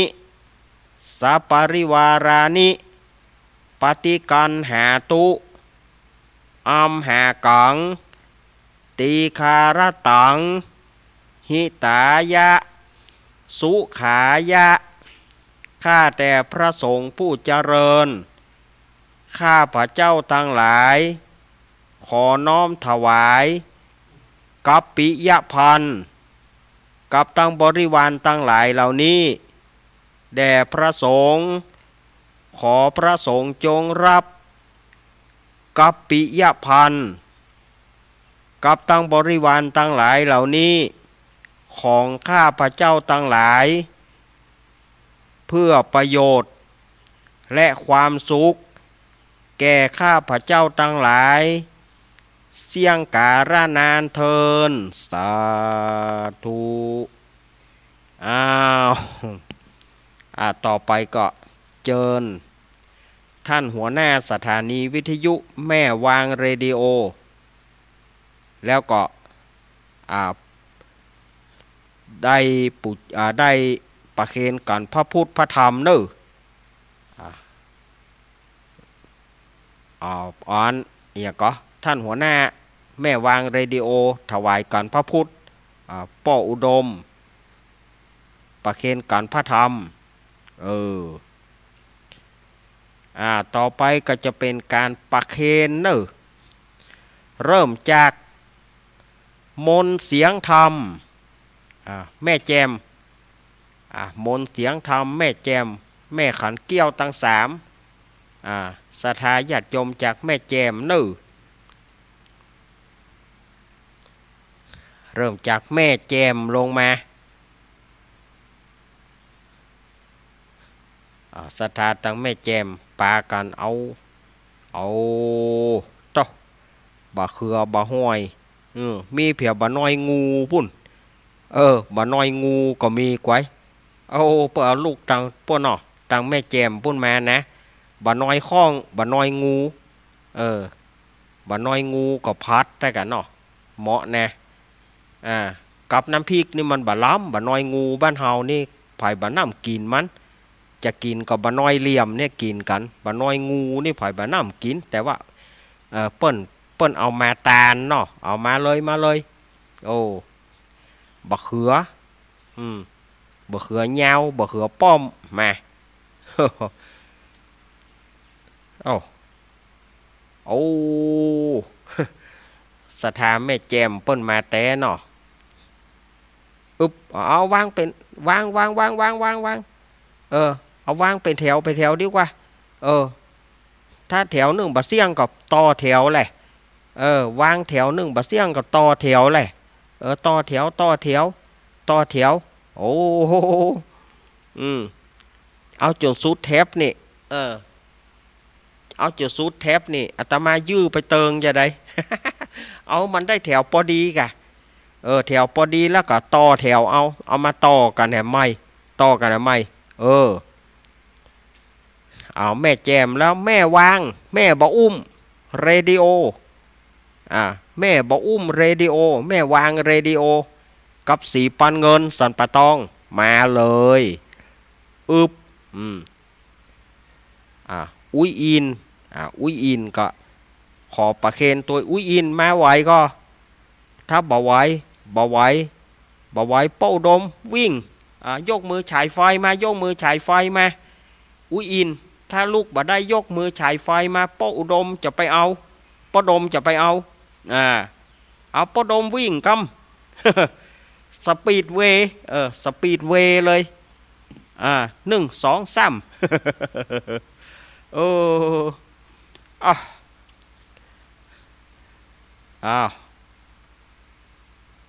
นอ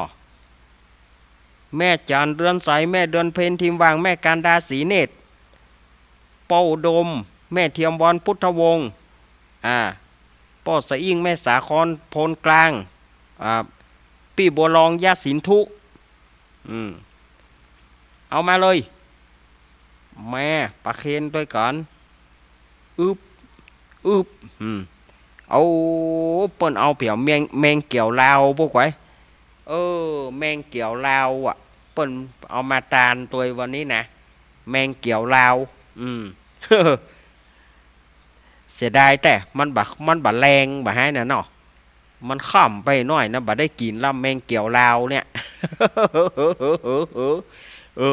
แมงเกี่ยวลาวเนี่ยมันได้กินละมันข้ามไป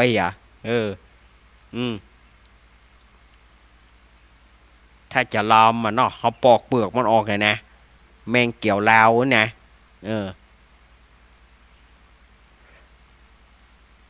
เอามาเอาปลาเคนเนอร์ เอาประเคนด้วยกันประเคนด้วยกันไวก็ไวก็ได้จะโกนจะโกนจะโกนจะโกนจะโกนจะโกนจะโกนนั่นเอาเป็นแถวไปแถวไปแถวไปแถวไปไปแถวไปที่ไหนตะกี้เอาต้องฝางแม่ไอชัยปราการฝางแม่ไอชัยปราการมาเป็นเจ้าภาพในวันนี้เอาโพสเผียวแม่สุพิษแม่ย่อยสันทรายบุญเนอแม่สมพัฒน์แม่ย่อยสันทรายแม่สุพิษแม่ย่อยเนอเอาวันโพสเผียวสันทรายบวกแม่โจแม่อย่างก็4,000แม่โจ4,000ดอยสะเก็ด4,000ป่าบงฝาง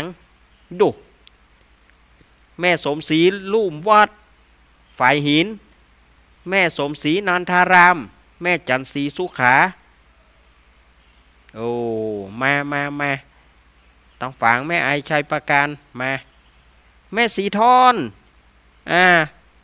แม่สีทอนอยู่โซนสันปะตองแล้วเนาะแม่สีทอนก็มาประเคนนั่นน่ะ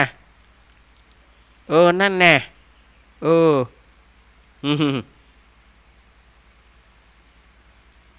เอาฝางแม่ไอชัยประการมา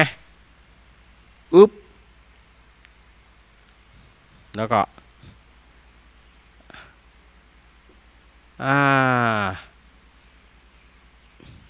ตังลำปางเนอะลำปาง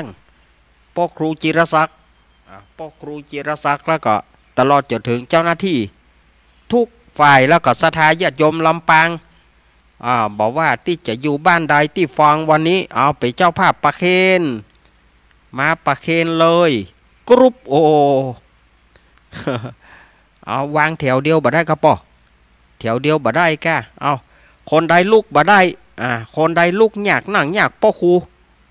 คนใดลูกยากนั่งยากพ่อครูด็อกเตอร์พ่อครูจิรศักดิ์ล่นเปิ้นยกมือฉายไฟมาเปิ้นยกมือฉายไฟมาพ่อครูพ่อครูไปกำนะ มันผายอยู่ใกล้เฮาตึมได้เขาว่าเขาบอกให้มาใกล้เฮาเขาว่าก็ใกล้เฮาขอใจ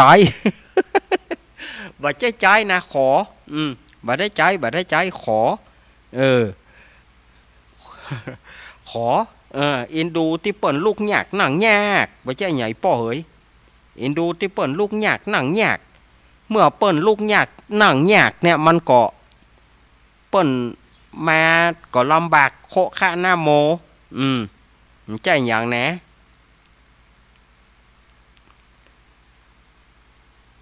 ต่างแม่แตงแม่ริมเฮามาโยมปี่พันนิตราพรหมินมา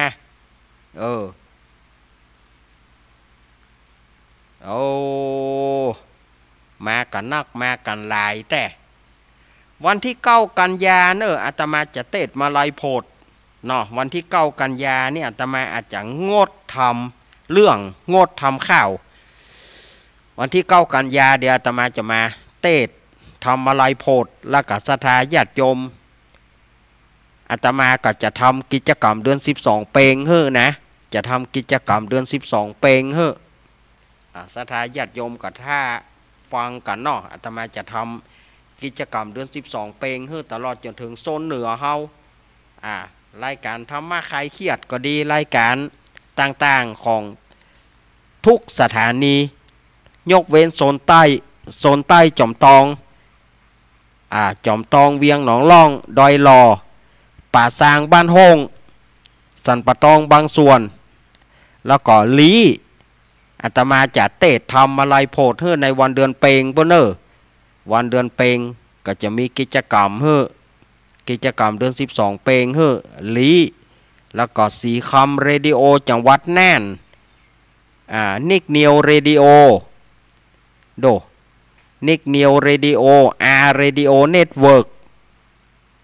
อาตมาจะทำในวันเดือน12เพลงนะแล้วก็ทั่วไปก็วันที่9 กันยาอันที่สถานีวิทยุที่ฟังภาคใกล้แจ้งที่ฮับภาคใกล้แจ้งเนี่ยอาตมาจะทำในวันเดือน12เพลงจะเทศน์มาลัยโพธิ์ศรัทธาญาติโยมที่จะตามหาญาติพี่น้องจะตามหาผู้ที่ตายไป ในกิจกรรม12เพลงนี่อาตมาจะทำให้อันที่อาตมาแจ้งรายชื่อไปนี่นะสี่คำเรดิโอก็ดีเรดิโอเน็ตเวิร์กก็ดีนิกเนียวเรดิโอก็ดีแดนดินถิ่นล้านนาน่านฟ้าเรดิโอคุณโยมรุ่งนิรันดร์ปันดอนตองเขาอันนี้ก็จะทำให้ในวันจะเตะให้ในวันเดือนเปงนั่นเนอะตี3ถึงตี4เกิงเหมือนเดิมนั่นนะตี3ถึงตี4เกิงแต่โซนเหนือเฮานี่ก็เอาไว้วันที่9เดี๋ยวอาตมาอย่ามาทำกิจกรรมเดือน12เปงเฮ้อแล้วก็จะเตะทำอะไรโพดเฮ้อเกณฑ์แล้วบ่หมดแล้วบ่โอ้วะ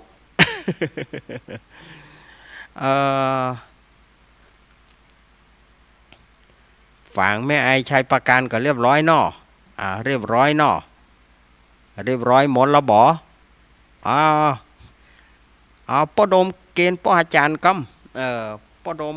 บ่ใช่เกณฑ์เอามอบป้ออาจารย์กำป้อดมมอบป้ออาจารย์เนอวินานฮับวินานฮับเอาละวิทยุจะเงียบไปแป๊บเดียวศรัทธาญาติโยมเนาะเพื่อว่าเราจะได้สงบจิตสงบใจได้สมาธิสักน้อยเนาะหมอกไก่ก้มกินน้ำหมอกจ้างพับหูงูแลบลิ้นบ่จ้างพับหูงูแลบลิ้นหมอกมาให้บดีเนี่ยหมอกม่วนเนี่ยเนาะหมอกมาให้บดีญาติโยมอธิษฐานจิตเนอะญาติโยมจะส่งกระแสจิตไปตานเฮือกับผู้ใดแต่ที่ขาดบ่ได้สวัสวาที่นี้สวัสวาที่นี่ที่วัดปากตางเจริญเฮานี่สวัสวาเปิ้นอาตมาก็ขอตานบุญตานที่อาตมาทำนี่ก็ขอไปรอดไปถึงท่านทั้งหลายแล้วก็เจ้าตี้เจ้าแดนของวัดเนี่ยกุฏิกุฏาง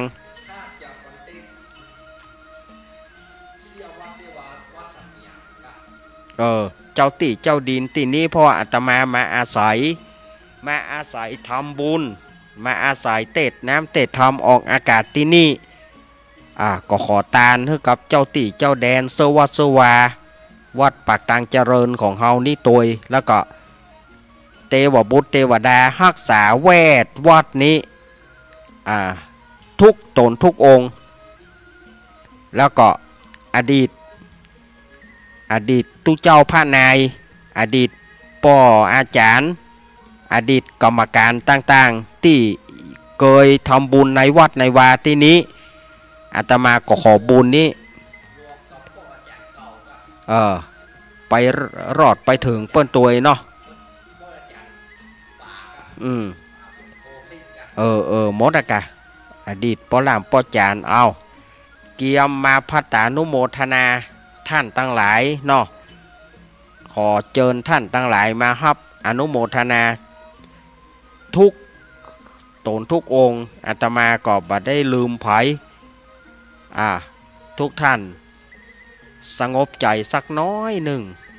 เนาะสงบใจสักน้อยวิทยุทั้งหลายก็จะเงียบไปกรรมหนึ่งเด้อปฏิบัติได้เจริญปอน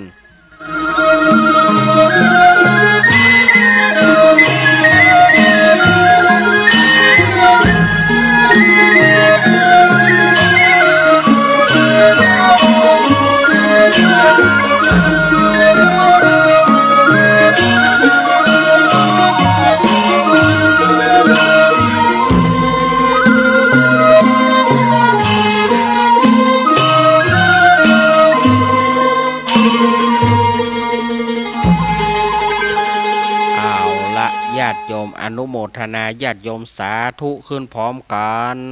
สาธุสาธุสา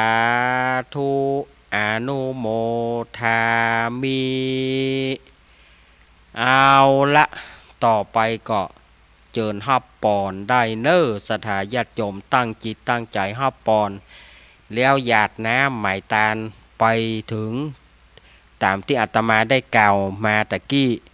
ไปรอดไปถึงตึงโมดตึงมวลอันหาประมาณบ่ได้เนอ สถาญาติโยมกวดน้ำเนอยะถาวริวหาปุราปาริปุเรนติสาครังเอวะเมวะอิโตทินังเปตานังอุปคปติอิชิตังปฏิตังตุมหังคิปะเมวะสมิสตุสัพเปปุเรนตุสังคปาจันโทปนะระโสยะถามณีโชติระโสยะถาเตจะบุญส่วนกุศลมวลฝูงนี้เล่าขอไปรอดไปถึงยังเขาเจ้าตั้งหลายตามที่ได้เอ่ยชื่อเอ่ยนามมาแล้วลางพ่องก็จักตานไว้กับตนตัวตานไว้ภายภาคหน้าตานไปหาฝูงญาติกาตั้งหลายที่บ่มีไผกินไผตานผีที่บ่มีญาติบ่มีโยมที่บ่ได้รับของกินของตานก็ขอให้ได้มารับของกินของตานมวลฝูงนี้ลางพ่องจักตานไปหาพ่อเกิดแม่เกิดปู่แทนญาติแทนเจ้ากรรมนายเวรสัพพสัตว์ตั้งหลายผีตั้งหลายเปรตตั้งหลายอสุรกายตั้งหลายจนไปถึงฝูงสัตว์ตั้งหลายขอให้ได้มารับพระนาบุญส่วนกุศลมูลฝูงนี้ไปรอดเมื่อเจ้าให้เป็นข้าวงายไปรอดเมื่อขวายกับไก่ไปเป็นแผ่นเสื้อและแผ่นผ้าไปรอดเมื่อข้ามเมื่อลูนปุ่นล่าขอให้ได้ไปเป็นข้าวติบน้ำติบสิประกันเป็นเครื่องงาอารังกันเป็นที่มั่นที่หมายและแผ่ภายนาบุญส่วนกุศลให้ยังเจ้าเงามูรัสถาที่เป็นเจ้าภาพกันเทศกันทำในกาลวันนี้ได้อยู่ดีมีสุขพ้นจากอุปทวะกังวลอันตรายพ้นจากข้อตั้งหลายบ่เฮือได้มาใกล้ข้อจังไรอุบัติข้อ13นาม15ข้อจะตั้งหน้าและโจรหลังสปะปะปังวินาสันตุขอรำงับกำหายไปขอน้อมนำมายังจกปีจกเดือนจกวันจกยามอายุปีอายุเดือนอายุวันอายุยามไปจะใจในที่กาการบัดนี้ยามนี้นั้นจุงจักมีเตี้ยงแต่ดีหลีอัญญันจักโหทักขีนาทินาสังคัมหิโสปฏิทิตาติคารตังหิตายสถานโสอุปกัปปติโสยติธรรมโมจายังนิทัสสิโตเปตนะปูจาจักตาอุลาลาพรัญจปิขูนามนุปทินังตุมเหหิปุญญังปัสสุตังอนาปกันติสวะสปิติโยมิวัชันตุสัปะโรโกวินาสันตุมาเตภาวะตวันตารโยสุขีติกายุโกภาวะอภิวาตานาสีริสานิจังวุธาปัจจายโนจตารโรธรรมาวัฏันติอายุวันโนสุขังพระลังสาธุอ้าวศรัทธาญาติโยมเฮาแผ่เมตตาเน้อแผ่เมตตาเหียกอม อิตังตานากัมมังนิปานาปัจจโยโหตุโนนิจังอิตังศีละกัมมังนิปานาปัจจโยโหตุโนนิจังอิตังภาวนากัมมังนิปานาปัจจโยโหตุโนนิจังยังกินจิกุสลังกัตตะปังกัมมังสัพเปหิกาเตหิกาตังปุญญังโนอานุโมทันตุสุนันตุพลโตเยเตวะอาสามิงคาเนอาทิกาตาติคายุกาสัทธาหนตุสัพพะสัตตานังสุขีอัตตานังปาริหารันตุมาตาปิตาสุกิตาหนโตตุขาปามุจจันตุสัพเปญาติกาสุกิตาหนโตตุขาปามุจจันตุสัพเปอัญญาติกาสุกิตาหนโตตุขาปามุจจันตุสัพเปปิสาสัพเพยักขาสัพเพเปตาสุกิตาหนโตตุขาปามุจจันตุสัพเพนากาตาสุกิตาโหนตุตุขาปามุจจันตุสัพเพเตวาสุกิตาโหนตุตุขาปามุจจันตุสัพเพอาจาริโยปัจจยาสุกิตาโหนตุตุขาปามุจจันตุสัพพะสัมปตินังสามิชันตุโววันตามิพุทธังสัพพังเมโตสังฆามันทะเมพันเตวันตามิธัมมังสัพพังเมโตสังฆามันทะเมพันเตวันตามิสังฆังสัพพังเมโตสังฆามันทะเมพันเตวันตามิคาโรปชาจาริเยสัพพังเมโตสังฆ ามันทะเมพันเตวันทามิกัมมะฐานังสัพปังเมโตสังฆามันทะเมพันเตวันทามิอารามเมพัทธสีมะยังสัพปังเมโตสังฆามันทะเมพันเตวันตามิเจติยังสัพปังสัพปัฏฐานเนสุปฏิทิตาสรีรัตตาตุมหาโพธิงพุทธโรปังสักการังสัทธานาคะโลเกเตวะโลเกพรหมะโลเกจัมปูทิเปรังกาทิเปสารีรัตาตุโยเกสาธาตุโยอาระหันสาธาตุโยเจติยังขันธากูติงจตุราสีติสาหัสเสธรรมกันเตสัพเปสัมปาเจติยังอหังวันตามิสัพพะโสกราบกราบกราบเอ้ามาหันหน้ามาตั้งครูบาอาจารย์แล้วก็กราบกราบกราบสาธุสาธุสาธุวันตามิพันเตสาปังอาปาราทังคามันทะเมพันเตมายากาตังปุญญังสามินาอนุโมทิตาปังสามินากาตังปุญญังไม่ห่างตาตะปังสาธุสาธุอนุโมตามิจตารโรธรรมาวัฏันติอายุวันโนสุขังปะลังสาธุสาธุสาธุอ้าวศรัทธาญาติโยมลาพระสงฆ์กลับบ้านเอาผู้ที่จะนอนบ่ต้องไหวเนอะผู้ที่จะนอนวัดบ่ต้องไหวนะผู้คนใดที่นอนวัดบ่ต้องไหวเนอะผู้ที่จะปิกไหวได้หันทธานิมะยังพันเตกัจฉามะพาหุกิจามะยังพาหุการณียา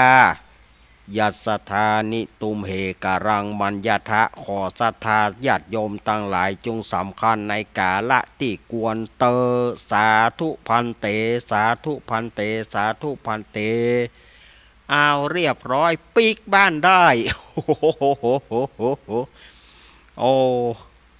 เดี๋ยวก้อยทยอยกันออกกะโจโลกระตึงเหมือนเปิ้นออกห้องหนังเลยรถแตกทึ่งเลยแกโชเฟอร์สารถีโชเฟอร์ตั้งหลายมาเอาสังตัวขึ้นมาเอาสังโวยถ้าจ้าสังหายถ้าจ้าสังหายมาเอาโวยเอาเกาะกิจกรรมวันพระวันศีลยกวัดมาบ้านวันพระวันศีลช่วงกลางวสาจนถึงเดือนยี่เปงเนอศรัทธาญาติโยมอาตมาจะทำกิจกรรมนี้ไปจนถึงเดือนยี่เปงนะ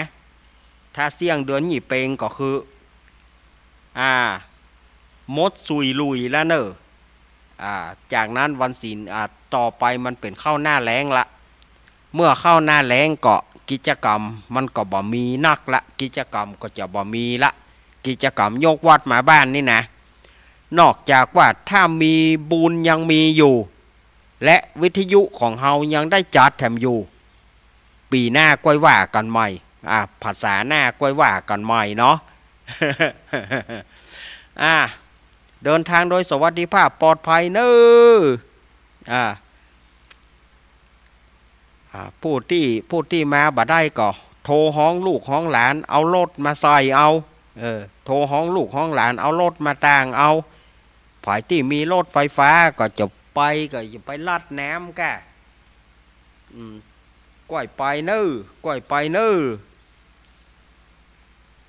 ก้อยไปท่านที่อันอย่างก็ท่านที่มายากไปยากมายากก็โทรหาลูกหาหลานเอารถมาต่างเอาอยู่ในเนี้ยบ่ต้องออกไปอยู่นอกฝนมันอ้อย มันต้องอยู่ทางนอกอะฝนมันอ้อยแล้วมันจะทำให้เป็นหวัดเป็นไอเนอะอยู่ทางในเนี่ยนะอยู่ในเนี่ยนะในขณะนี้สถาญาติโยมก็กำลังรับฟังรายการสารธรรมยามบ่ายยามแรงช่วงธรรมะเพื่อชุมชนดำเนินรายการโดยอาตมาภาพสามเณรรักปัญโยนันท์ เนาะวันนี้ก็จะมามาจากันนะก็ประเด็นนี้ก็ตรงกับเวลาตอนนี้4 โมงกับ39 นาทีเอามาเลยสถาญาติโยมต่อไปนี้ก็จะได้มาเล่นความบันเทิงกันแล้วเนาะความบันเทิงกับลุงไอ้ออกมาหนาวแล้วกะ ลักอุกขลุกอยู่ในปอออกมาเปิดมาฟังธรรมก่อนนะนัดหนาวกะหนาวเนี่ยพี่ไอ้ครับเฮ้ยพี่อาโวครับเฮ้ยสวัสดีพี่ไอโวนะครับก็ขี้ยังบอกว่าสวัสดีแล้วขี้ก็มาห้องกูจะบอกว่าเนาะเยอะมันก็จีว่าสวัสดีฮะเยอะมาก็เยี่ยวยาหยาอันลุงไอ้หนาวก็ครับหนาวเห็นหนึ่งลุงไอ้ปีกไปบ้านนี่แต่ไปอาบน้ำได้แบบครับย่ำอุ่นน้ำอุ่นอย่างเดียวเนาะย่ำอุ่นบ้านพี่ไอ้มีเคียงคำน้ำอุ่นครับมีลูกบ่าวตั้งไว้ฮื้อเดียวว่าน้ำอุ่นเนี่ยอีป้อไม่ได้ต้องน้ำอุ่นเกล็ดนะไฟฟ้ากะอันแก๊สบ่เอากลัวมันบุบแก๊สบ่เอามันจะบุบมันบุบแล้วก็จ่ายยังเครียดเนี่ยกันเนาะน้ำมันท้อกับปิดเกตกะมันบาดจ้างเปิดมามันจะบุบหัวแง่ลุงไอ้ว่าไงวันนี้ฮะเนาะวันนี้พี่ไอ้คนรูปหล่อแต่มาเล่นละครเรื่องอะไรอย่างครับวันนี้ไงจะเอาเรื่องของตั้งใจมาจุเนี่ยวันนี้ไงไปจุอย่างไรวันเพลงมันประกอบการตั้งใจมาจุแล้วไผ่ห้องเดวิดอินทีล่ะว่าลุงอ้ายเป็นคนท้องอีเสียงไผ่จะเอาแฮะเปิดชื่อผีไปเหี่ยวฟังไงกะแม่นนะกะเปิดชื่อผีไปเหี่ยวผีแม่ของไอ้ก้อนฟังเลยคิงจะไปยามปามอย่างอันกะจะไปว่าอย่างอันมันบางามบาจีจะไปว่าแหมช้ำปอฉองแม่ไอ้ก้อนมันได้ฟังใจฟังบ่ใจฟังไปหูกำมันว่าไผ่จะหูฮะเนี่ยเอาว่าได้เหรอตั้งใจมาจุวันนี้ไอ้ก้อนมาเล่นละครกู้ครับวันนี้มันไปเนี่ยก็ไม่ไหวฝนตกนี่ฝนตกพอฝนย่างจะเอาปุ๋ยไปพื้นอันบะม่วงก่อนถ้ามันฝนเอื้อนเนี่ยก็จะเอาปุ๋ยไปใส่อีหรอถึงว่านี้แล้วก็ก็เยาวันอีป้อเยอะเนอะแล้วก็สักปื๊ดหนึ่ง5 โมงป่ายพวกจะไปฮับเอาอีไปจะเอาอันนี่ไปใส่อันก็จะเอาอันปุ๋ยไปใส่บะม่วงไว้ก่อนฝนมันถ้าฝนมันหยุดมาเนี่ยมะม่วงมันมีขี้ตุ่นใหญ่กันเนาะบะม่วงเนี่ยไป60-70 ปุ่นมันแต่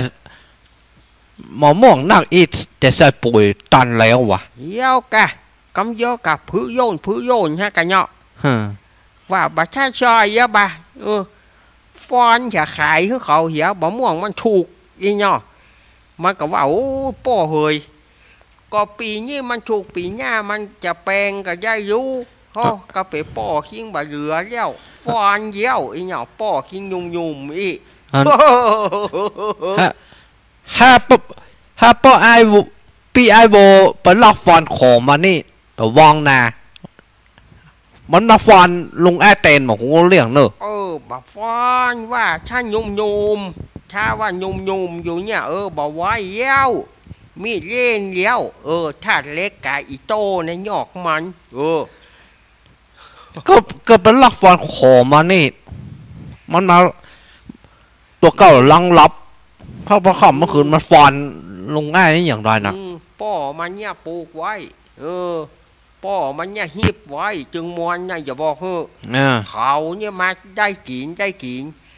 อันยังก็ของแห่เนี่ยกำกืดเนี่ยของเขาถ้าป้อมันแบบหีบไปเย่กินว่ะเอาเข้าใจเวลาไล่โกนละรู้ไงฮะเวลาไล่โกนละนุประเดี๋ยวนี้เวลา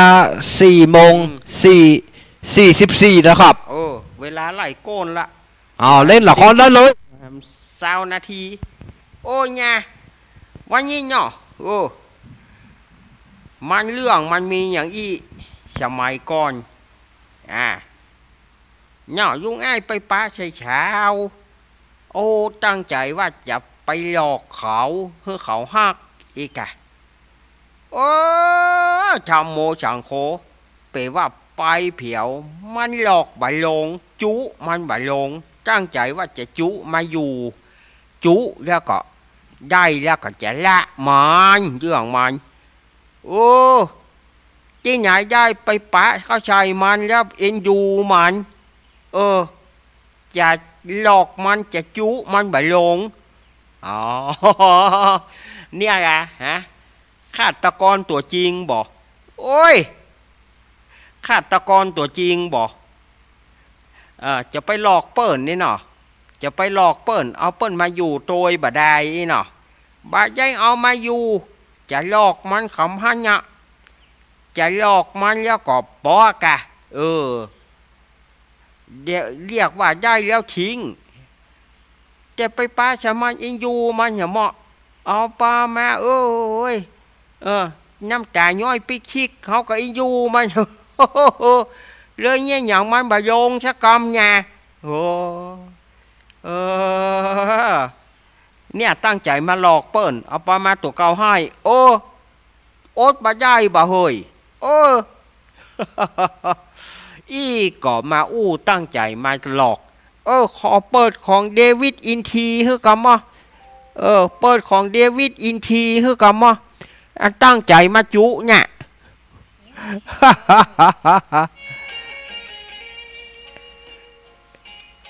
เดี๋ยวเอาใหม่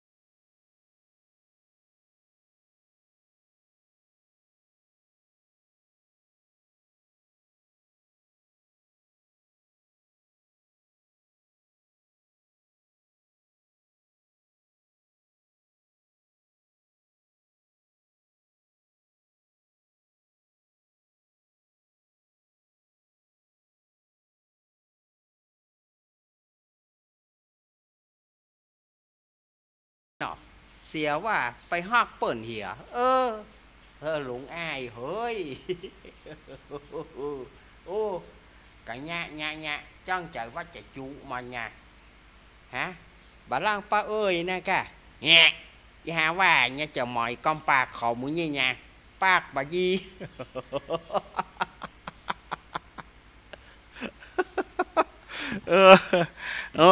pa khẩu bà đi ya cả hàว่าnhà cóไปหูเนาะก็อดีตเมียเก่าลุงอ้ายเนี่ยแม่นน่ะว่ะnhaเจ๊จังเหงาคนหูกอมคนหูนี่นะจังใบจังบอดอดีตเมียเก่าเปิ้นมีกะครับก็มันบ่มีมันจะไปได้ลูกได้อย่าใดก็อ้ายนี่ก็ถามแต่หาก็งืดเงาไกวว่าแม่ไอ้ก้อนเป็นคนที่สองอีกอันนั้นนะมันถึงมีคนหนึ่งคนเดียวด้านนะคิงหูว่ะมันว่าเอาไผ่สักมันจากนั้นมันก็เลยเป็นโสดคล้องตัวไปโสดในคิงหูว่ะคล้องตัวเป็นหนุ่มโสดลูกหนึ่งน่ะเฮ้แจ้ฮายี่เนาะโอ้ชมมาเจ้าหนูเขาอย่ามาหูไอ้ยังหงเข้าไปหมดเนี่ยฮะโอ้แต่ว่ะแกเอาแกลูกพ่อใจเหมือนกันวุ้ยมากับแม่เนี่ยลมเสียไงลมเสียอารมณ์เสียกับพี่ไอโบอารมณ์เสียทันทีแต่พ้นอู้เรื่องนี้ขึ้นโอ้ยเนี่ยมันความลับนี่ไงจะบอกให้ไงลุงเก็บมาได้ชามชิปปีมาเยี่ยวบอกคือผ่อยไงย่าเขาไปหูย่าอย่างยายบ่ายายโหกะเขาเนี่ยไปล้วงมาอยู่แต่มาล้วงมาอยู่เนี่ยโคตรพี่ไอโบคนรูปหล่อนี่มันปิดอันยังมามีดเจ๊ยาบ่เฮยเปิ้งเขาว่าจ้างตายทั้งตัวเอาดอกบัวมาปิดจะได้ไงไอ้เนี่ยคนรูปหล่อสันเมียงนี่ปิดอันยังมามีดจะมาเจ้าเฮยหมดเวลาเหี่ยวเนาะวันนี้คือลุงอ้ายเป็นคนล่ำลารายการห้ามใจสัมมเนรลักลาย่ายเลยวันนี้จะลุงอ้ายเนาะลุงอ้ายแล้วก็ทีมงานจะอำลาช้าๆเนี่ยโยมก่อนไม่ใช่อำลาคุณผู้ฟังไปก่อนเนาะเอาไว้อังการเนี่ยถ้าฝนบาตกฟ้ามาห้องมันบาขาเลี่ยมแบ้มบ้ามเขาก็มาปากันได้แถมใหม่แง่วันนี้โชคดีมีชุกจงเป็นของคุณผู้ฟังทุกท่านเนอะจากใจจริงของลุงอ้ายเนอะลุงอ้ายก็อวยพรให้คุณผู้ฟังแง่แล้วก็ป้วนเนอะข้ามบุญก็ยายการครูบาอาจารย์หลายรูปหลายองค์เปิ้นจะมาอู้อยู่เนี่ยนะครับวันนี้ก็โชคดีมีใจเป็นของคุณผู้ฟังทุกท่านสวัสดีครับ